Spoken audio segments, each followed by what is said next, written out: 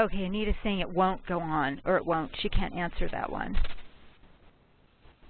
I got Anita's answer. Yeah, I tried to stretch it. Okay, that's fine then. Thank you. Yeah, because it looks like it went back to the first slide. Is that right? Yes, we're on the start slide, and she's going to start her presentation. Okay, sorry about that. Okay, thank you. Just making sure. Hello everyone, my name is Lucy Espinosa from Guide by Your Side, and I will be presenting on Family Language Policy and Planning, which was presented by Julie Mitchner, Christy Baramula, Kara Keith, Bobby Joe Kite at EDI 2015. Now, some of the factors that influence language planning are the society, what our families believe we should be doing, the cultural experiences, beliefs and attitudes about language, our own language experience. Do we speak another language? Are we willing to learn a new language? Our level of education. Is our family coming from a low-income family? And the perspective of being deaf.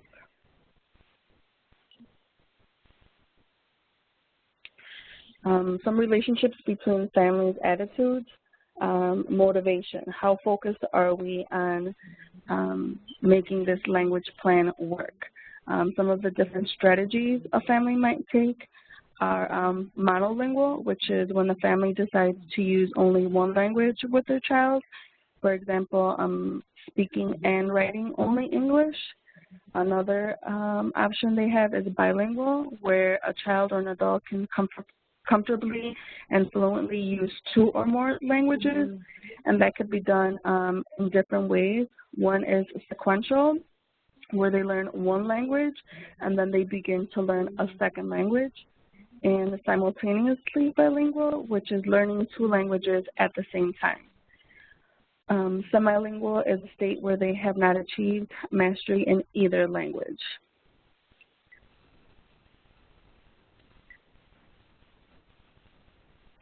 Beliefs and children's language development. Should we have a plan or should we just go with the flow? Options for schools and or programs, what's available in their area. Maybe they don't have a program for children of the deaf or an oral speaking program. Social language development takes about 2 to 3 years, and that's the language that we use with our family members and peers. And academic language development is about 4 to 6 years, and that's language used at school and with professionals. Now, some of the challenges that families might encounter with family planning is limited resources. There might not be programs available in their area of the route that they want to take. Also, there's not a one-size-fits-all, and there's bias and perspective from professionals, where sometimes they might say, our therapist told us that we can only use one language so they can learn. They can't be doing 2 at the same time. And misconceptions about language acquisition and language development. Some of the benefits of a visual language plan is safeguards of the child's language development, supports the development of family competence, strengthens relationships between beliefs and actions, and establishes a clear expectation to respect the language and culture.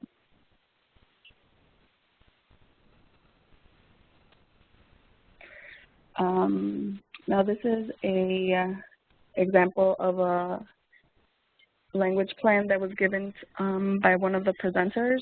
It's pretty simple. You can start off with the beliefs of what languages should be used at home and what are the purposes of these languages. For example, English might be spoken in one activity while ASL might be spoken in another.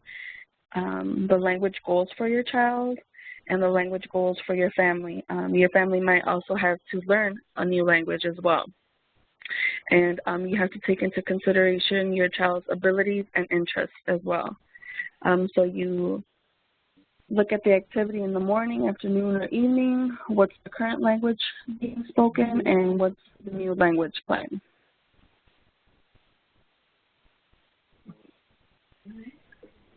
Now, some of the recommendations for families is understand your child and their abilities and interests. You don't want to force something on them when they're not ready. Develop a visible language plan. Provide rich language experiences in each language, like going to the park, to the zoo, play dates, simple things like that. Children learn best through everyday experiences and interactions with familiar people in familiar contexts. Integrate activities and routines as the context for promoting language opportunities. Now, they also made some recommendations for professionals, since not everyone is on the same page. And some of them were respect and support families by recognizing their unique strengths, because sometimes families, their primary language might be, for example, Spanish, and they don't know English, so the professionals have to respect that they want their child to know the same language they speak. Share full information about all communication opportunities. Let them know what's out there and what the child might be capable of, and acknowledge that each child's path to become bilingual is unique due to multiple factors. Any questions?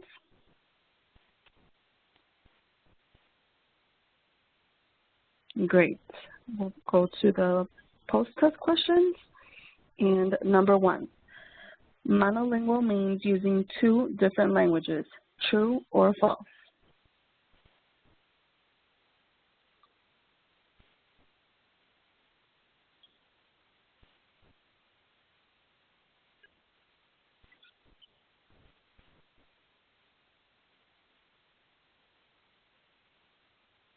Number 2, what factors influence language planning? A, society. Oh, sorry. Sorry, you gotta give me a second. I'll tell you when you can go on to 2, but they're still answering 1. Okay, I'm sorry.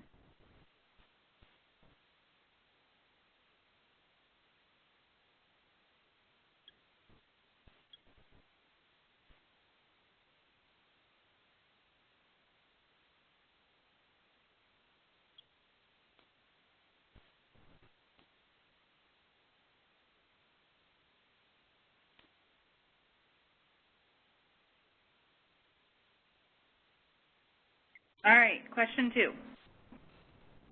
What factors influence language planning? A, society. B, culture experiences. C, levels of education. D, perception of being deaf. Or E, all of the above.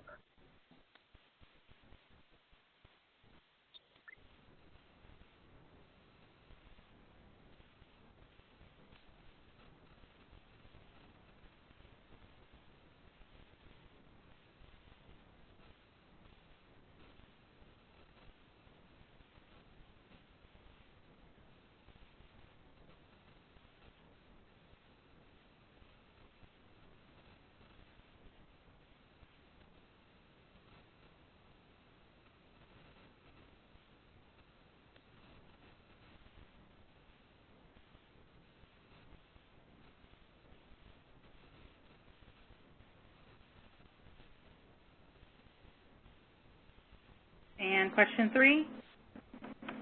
There is a language plan that fits all, true or false?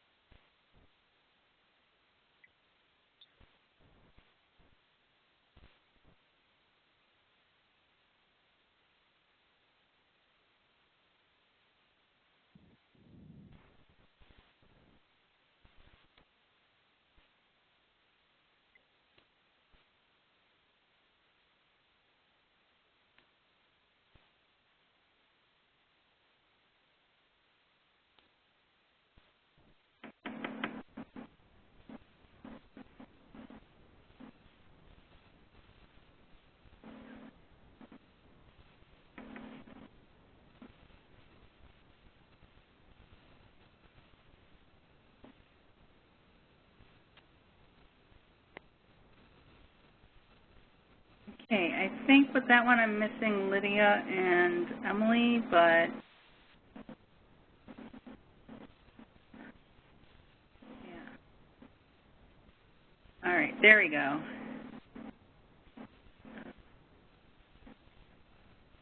Okay, question 4. Professionals should respect and support families by recognizing their unique strengths. True or false?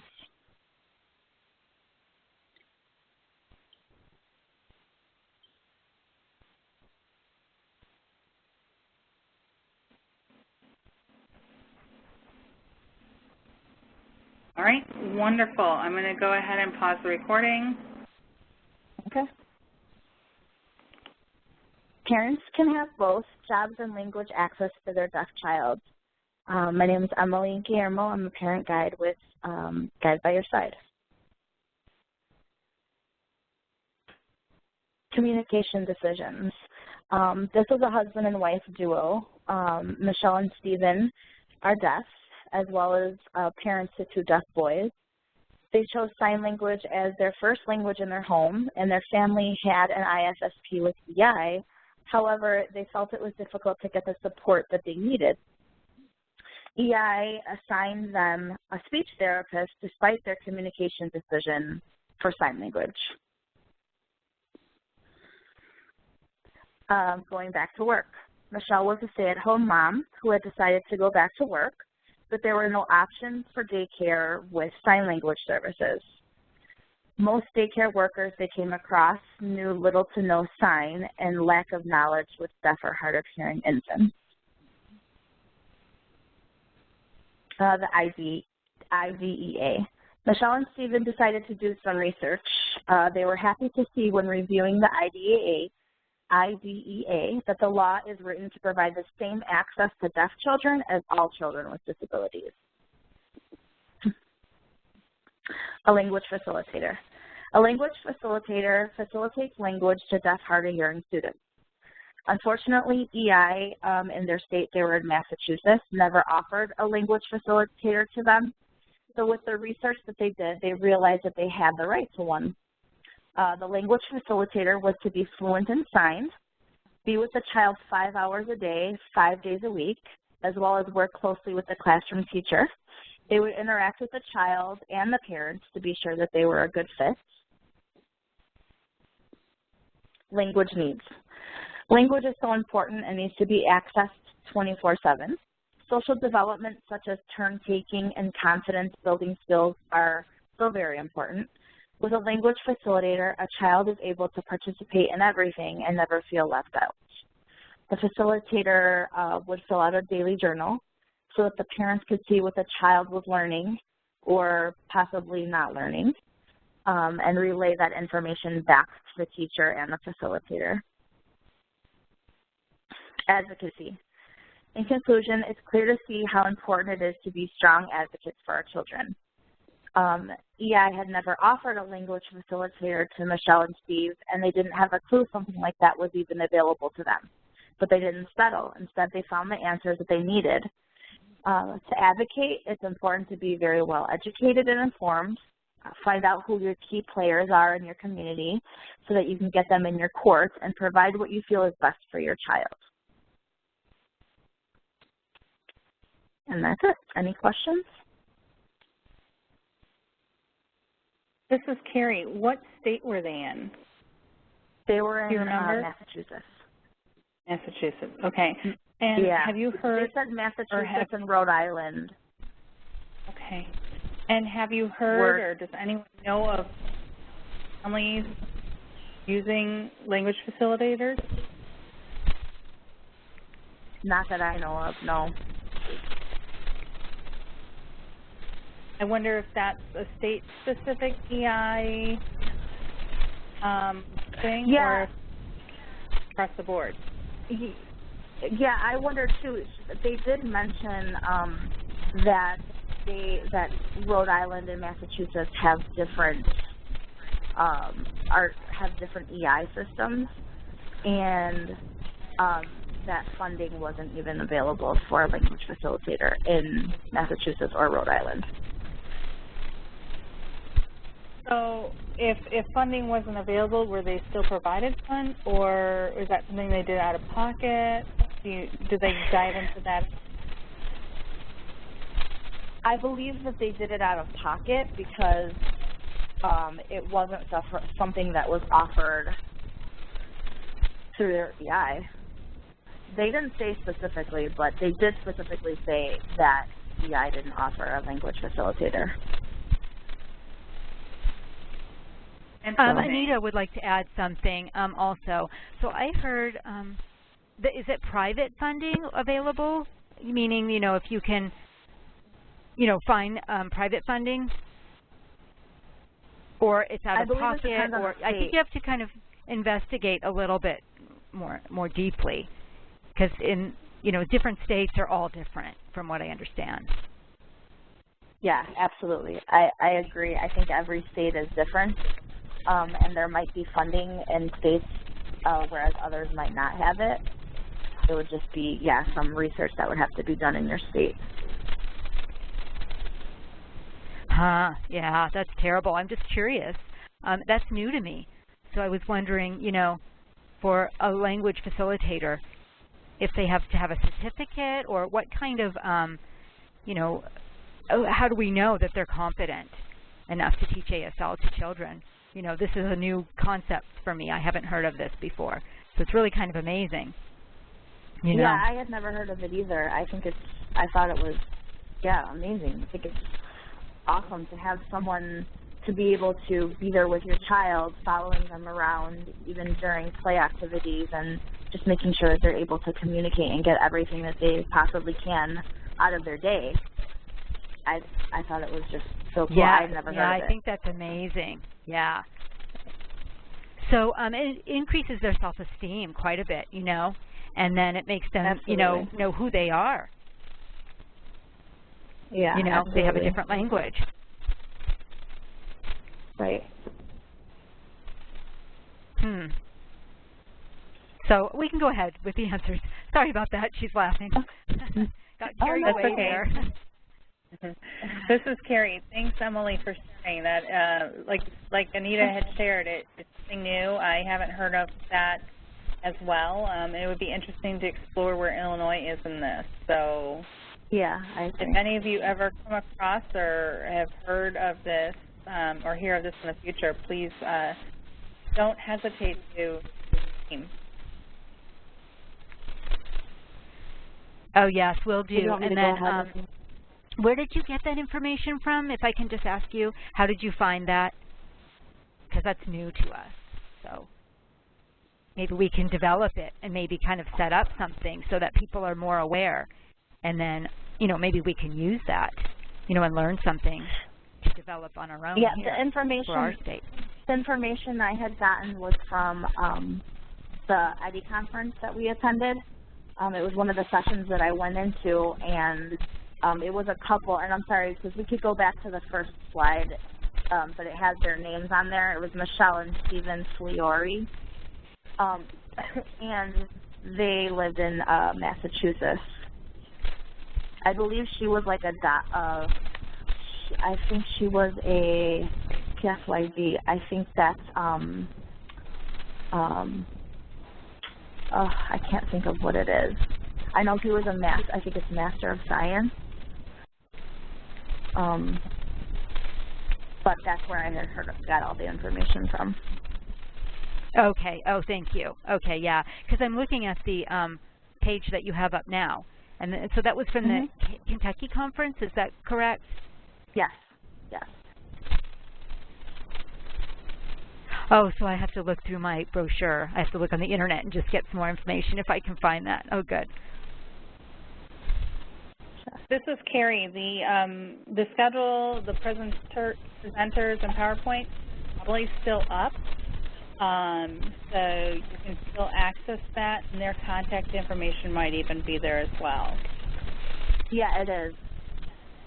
It's there. It's still there. I think their email. Wonderful. Oh, good. Oh, thank you. Thank you so much.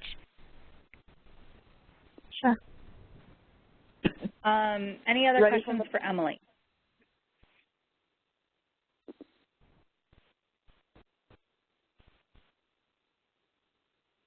right, you can move ahead with question number 1.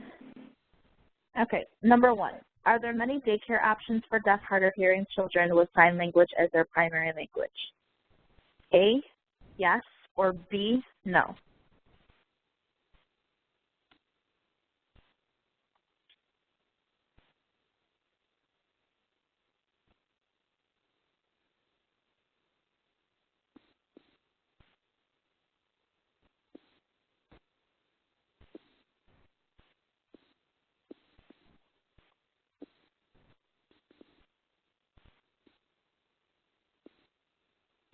All right, question 2.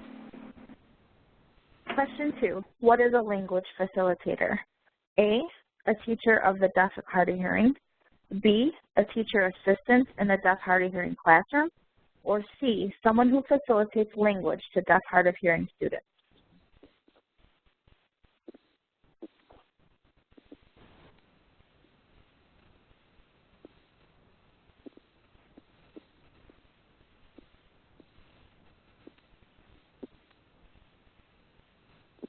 All right, and question number 3.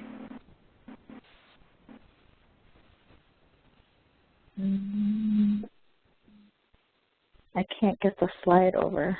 Oh, sorry. Here you go. Question 3, does a language facilitator need to be fluent in sign language? A, yes, or B, no?